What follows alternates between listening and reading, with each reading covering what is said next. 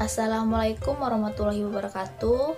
Salam sejahtera untuk kita semua dan semoga kita selalu diberikan kesehatan, amin. Nama saya Eti Sumira dari Universitas Borneo Tarakan, Fakultas Ekonomi jurusan Manajemen. Di sini saya akan menjelaskan beberapa materi dari manajemen operasional, yaitu strategi lokasi.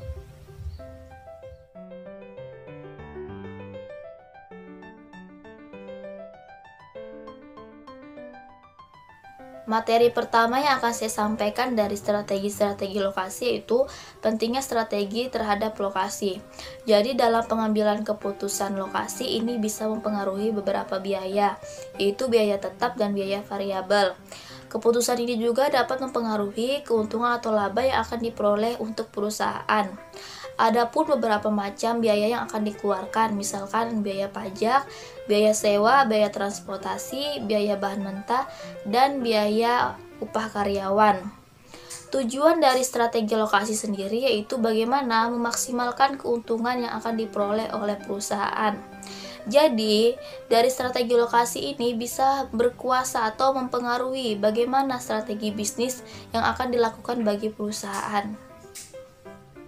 Materi kedua dari strategi lokasi yaitu faktor-faktor yang dapat mempengaruhi keputusan lokasi. Yang pertama ada faktor globalisasi. Dalam faktor globalisasi dapat mempengaruhi beberapa hal. Yang pertama ekonomi pasar, yang kedua komunikasi internasional, yang ketiga perbedaan biaya upah tenaga kerja, yang keempat transportasi yang lebih maju, yang kelima kemudahan aliran dana atau modal antar negara. Dan yang kedua, faktor lainnya yang dapat mempengaruhi, misalkan yang pertama, produktivitas tenaga kerja, yang kedua, perbedaan nilai tukar mata uang, yang ketiga, biaya, yang keempat, resiko politik, nilai dan budaya, yang kelima, kedekatan dengan para pesaing, yang keenam, kedekatan dengan para pemasok, dan yang ketujuh, kedekatan dengan para pangsa pasar. Selanjutnya materi yang ketiga dari strategi lokasi yaitu metode evaluasi alternatif lokasi. Di sini ada 4 metode. Yang pertama yaitu metode pemeringkatan faktor. Di sini metode lokasi mengidentifikasi secara objektif ke dalam proses identifikasi dalam evaluasi biaya. Nah, yang kedua yaitu analisis biaya volume lokasi, di mana metode ini mengidentifikasi biaya tetap dan biaya variabel serta menggambarkan grafiknya untuk menentukan biaya yang paling rendah. Yang ketiga yaitu metode pusat gravitasi. Jadi di sini menggunakan teknik matematika untuk menentukan pusat distribusi agar bisa meminimalkan biaya produksi. Dan yang keempat atau yang terakhir yaitu model transportasi. Jadi di sini menentukan pola pengiriman yang terbaik dari beberapa penawaran ke poin permintaan. Dengan begitu dapat meminimalkan biaya produksi dan biaya transportasi. Materi yang keempat dari strategi lokasi yaitu strategi lokasi jasa. Jadi dalam strategi lokasi jasa ini perusahaan lebih terfokus untuk memaksimalkan pendapatan. Karena bagi perusahaan jasa, strategi lokasi jasa biasanya lebih berdampak besar terhadap pendapatan daripada biaya.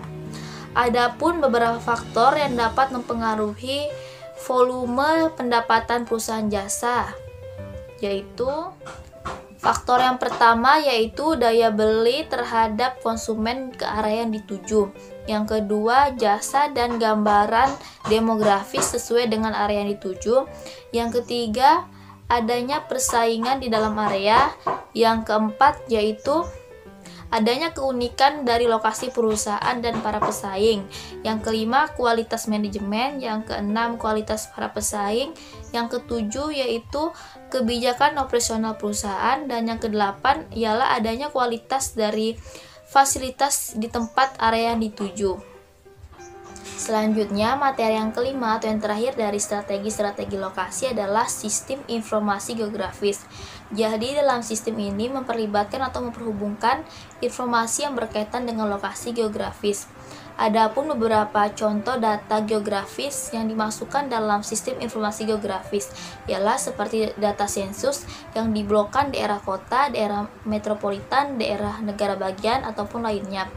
Adapun daerah peta jalan seperti daerah jalan tol, jembatan, terowongan.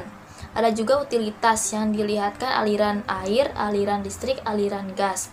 Ada tempat-tempat umum seperti daerah bandara utama, rumah sakit, kampus, atau universitas, dan dilihatkan juga daerah daratan, lautan, pegunungan, ataupun danau.